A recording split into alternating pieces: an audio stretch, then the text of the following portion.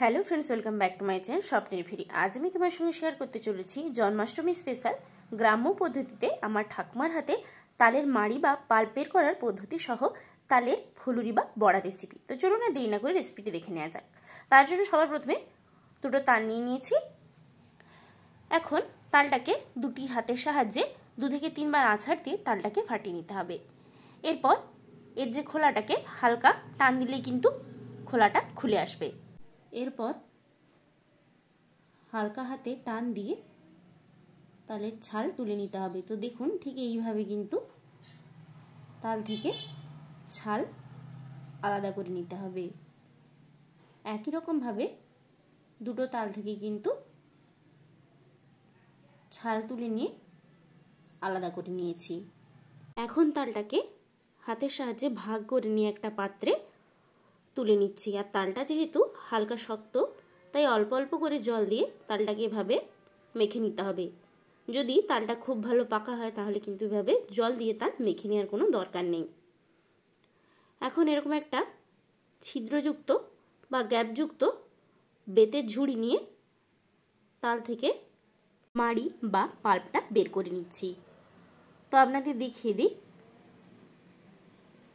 দুটো তাল থেকে কতটা পরিমাণ মাড়ি বা পাল্প বেরিয়েছে।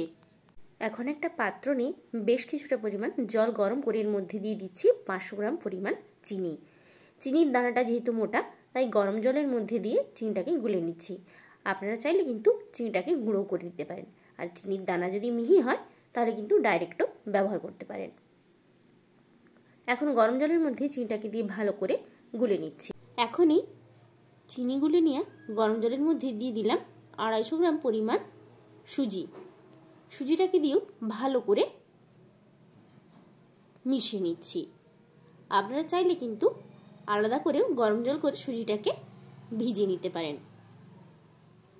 সুজি দিলে কিন্তু তালের বড়া খুব নরম হয়।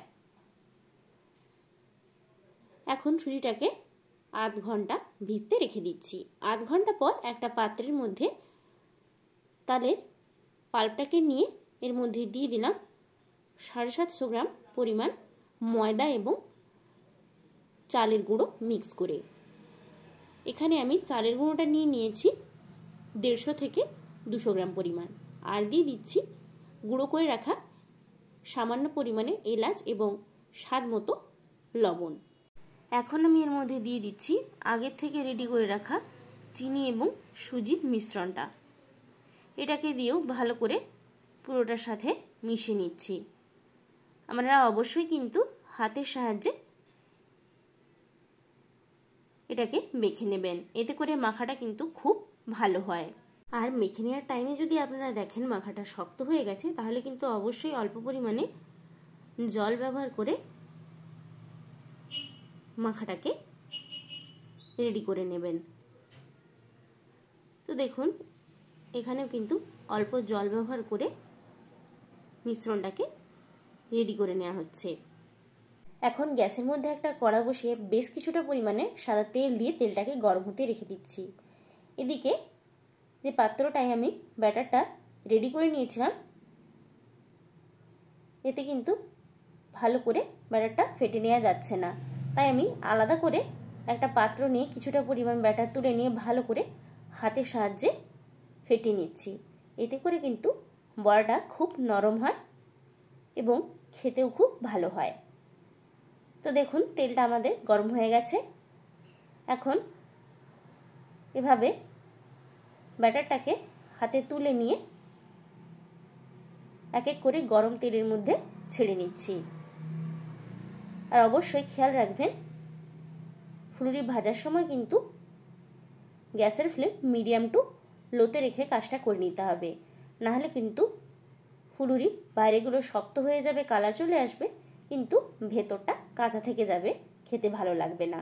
তো দেখুন উল্টে পাল্টে ভালো করে ফুলুরিগুলোকে লাল লাল করে ভেজে নিয়েছি। এখন একটা ছান্তার সাহায্যে ফুলুরিগুলোকে তেল থেকে ছেঁকে তুলে নিচ্ছি। তো বন্ধুরা, যদি আপনাদের আমার ঠাকুমার হাতের তালের ফুলুরি বা বড়া রেসিপিটি ভালো লেগে থাকে তাহলে অবশ্যই কিন্তু ভিডিওটিতে লাইক শেয়ার কমেন্ট করতে ভুলবেন না। আর চ্যানেলে যদি নতুন হয়ে থাকেন তাহলে অবশ্যই চ্যানেলটিকে সাবস্ক্রাইব করে পাশে থাকা বেল নোটিফিকেশন অন করে অল করে দেবেন, যাতে আমি ভিডিও ছাড়ার সাথে সাথে আপনারা নোটিফাইড হয়ে যান।